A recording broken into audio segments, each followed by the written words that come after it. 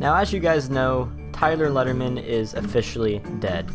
He doesn't exist anymore, and I had to change my identity to get away from some Mafia guys. Because we got out of jail, and a guy known as Niles actually got us out of jail and forced James and I to work for him. And we didn't want to work for him, so what we did is we legally changed our names and our identities, and now we're trying to stay low and hide from all this life of crime. So I changed my identity, and my name is now Gabriel Patterson. I am apparently not related to Tyler Letterman, and what I mean is that I'm trying to blend in and be a normal citizen. That's why I'm on a bike in the middle of a poor town to try my hand at some mining. So if you're wondering why I'm on this bike, it's because whenever you change your name, you have to legally get rid of any bindings that you had. Basically, what this means is that I had to sell my house, had to get rid of my car, and basically everything I owned except for whatever I had on my person. Now, since our house was raided and everything went downhill, this is all I have now. This is all I own entirely. And you're wondering how I got this bike. I actually purchased it from someone for $100, which is actually a really good deal because it's like infinite transportation and doesn't need any gas. So I'm currently by myself, again, known as Gabriel Patterson this time, and we're going to start out our life by going and doing some basic civilian activities, like pretty much mining. We're going to do some mining because I feel like it's a pretty good way to make some money. I did fishing before. I never really got into mining, so I'm not super familiar with it, but I think it would be something pretty fun to do. So we're actually going to head down to the mines, and that's how we're going to start out making some regular, legal money. Now, fun fact, with my new character, I actually talked to the mining leader, and I joined the mining union. So, inside this headquarters, if I go in here and go this direction, there's actually a guy I can talk to get more money for my metal. So if I talk to this guy, I can actually sell my metal for 8 instead of the cheap price that was offered over on the other side, which is pretty insane. This was like the best decision ever to join this union, and I think it's going to help us with making some money.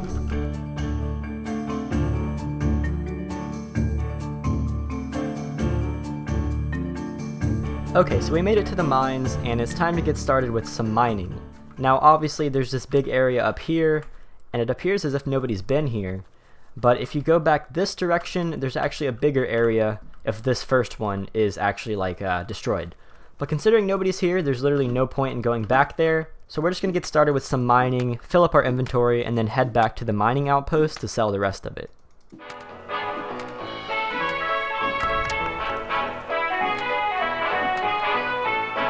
Okay, so we made it back to the mining HQ, but the bad news is that our inventory isn't as full as it can be.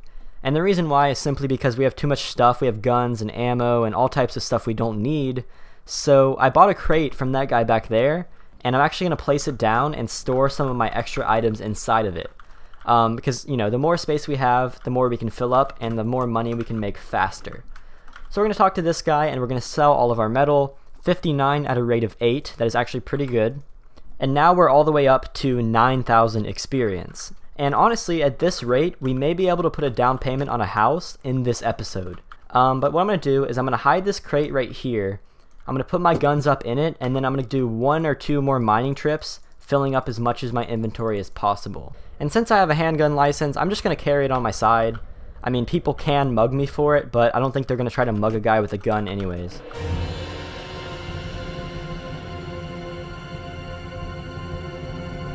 Okay, so we're full. This time we have a lot more than the previous time, and now we're going to head back to the mining HQ. Yeah, this time we have 101 metal, so yeah, we're going to make a lot more money from this. We're going to make 808 from this transaction, so I see this as a pretty good job. Okay, so we just sold our last batch of metal, and we're now at 10,895 experience, which is honestly pretty dang good.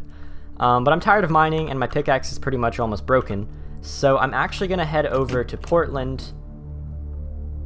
Are those my guns on the ground? Hold on. And somebody left the door open, but yeah, okay. That's trippy. Yeah, these are definitely mine. And there's a gun in here. This is weird. You know, I'd stop right there if I were you, buddy. I'm here with a message. I'm not gonna kill you. I'm here with a message, though. I came here to tell you that Niles knows what you're doing. It's not gonna work forever, and he knows it. You know it. We all know it. I'm not gonna kill you, but I want you to watch yourself, or I'll do it for you. Keep your eyes where they stay, and we'll have no problems.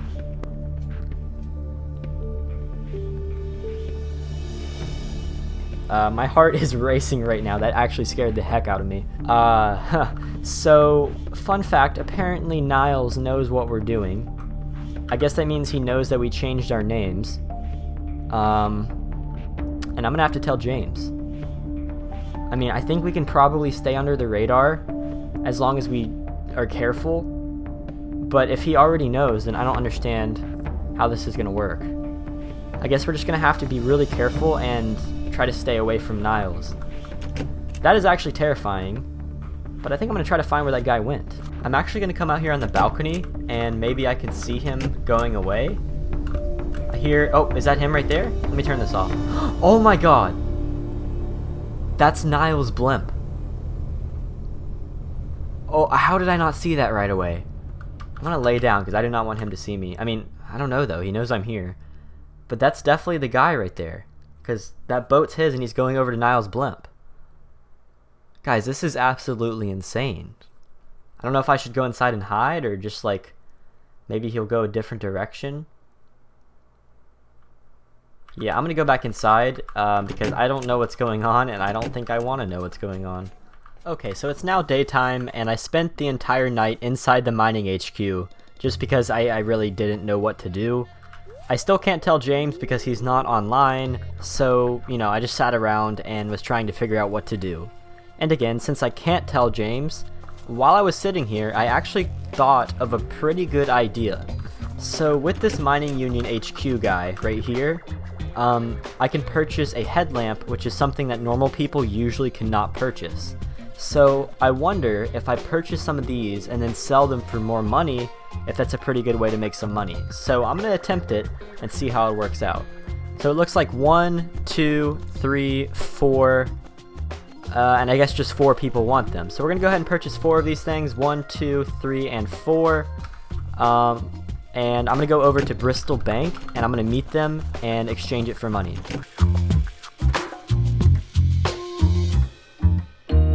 So we made it to Bristol, and I see the bank, and this is where our transactions are going to take place. Now, I believe there's 4 of them, so hopefully I came prepared properly. Looks like there's 4 of them right there. I assume this is them.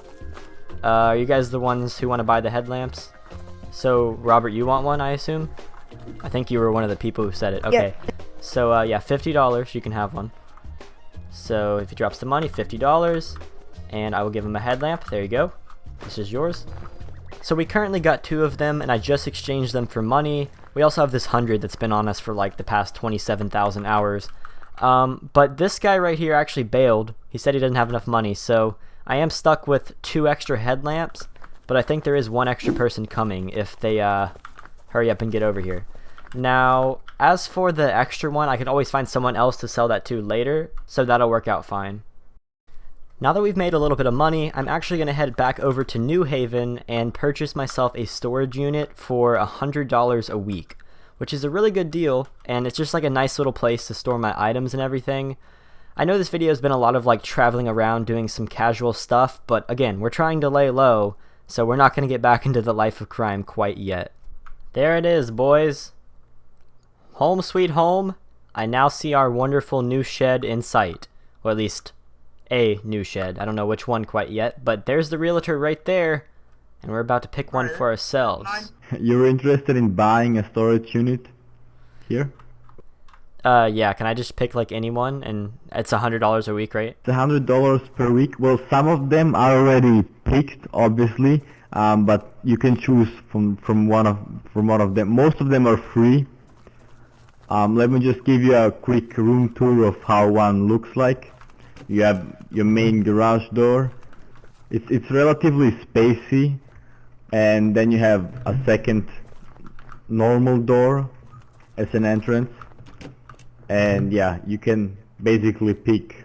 So we have ourselves our very own storage unit. The fun fact is that we really don't have anything to put in here quite yet, but you know, as we get stuff, we can actually keep it in here. But I'm actually going to store my bike in here where I don't have to worry about it being stolen. So if I come over here and I grab my beautiful bicycle, these guys are just drinking berry juice. We're actually going to store this wonderful bike inside our new garage. If I park here, open this door up, and we can pull our bike inside, and this is a pretty good place to store it because now I don't have to worry about people stealing it. So I just thought about something, and we have this nice little house slash shed, whatever you want to call it, but it's not furnished, so there's really no point in having it for just like a single bike storage. So what I'm actually going to do instead is I'm going to head over to the hardware store and purchase some like basic stuff, like basically some crates. I need to buy a cot and maybe some other furniture, just because I need some place to store some things. Okay, so I went ahead and decorated our house. I purchased a bed, 3 crates, and 3 rifle racks. Now, obviously, this is a big downgrade from our previous house. You know, we're living in a freaking mansion, and now we're in a shed. But since we're trying to stay low, it's probably not a good idea to have a giant house anyways, because as long as I can stay under the radar, Niles shouldn't be able to find us. So I could just like stay here and, you know, run away if I have to. But I was actually thinking, and I thought of a pretty good way to make some money. I may have mentioned it earlier in this video, I'm not quite sure. But basically, what we're going to do is we're going to go over to the governor's office in Portland. And if the governor's there, we're going to go and fill out a buy request, or I think it's called like a shipping contract or something, in order to purchase... How do I get out of here? Anyways, we're going to head over to Portland to the governor's office, and we're going to try to fill out a buy request or a shipping contract or whatever they're called in order for me to purchase bikes and resell them legally. Now, I can actually use my current shed as just like a little storage for them, and if I want to sell them, I'll just meet the buyer somewhere, and I don't actually need like a storefront for that, so that'll be pretty cool. It's like a little secret kind of like back shop operation, and we should be able to stay under the radar if we do this. Well, we made it to Portland, and I just need to get some money out because I don't know exactly how many bikes I'm going to be purchasing.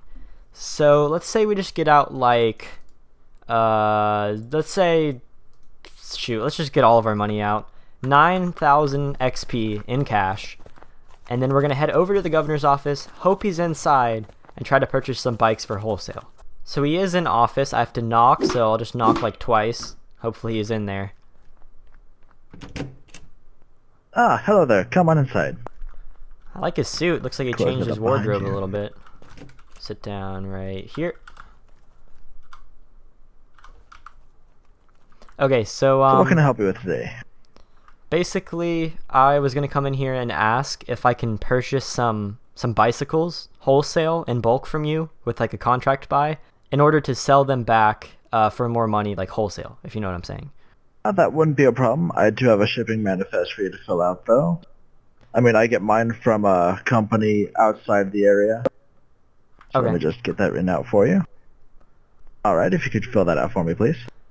Okay, so I blank authorize the Chef County Governor's Office to place an order for blank in my name.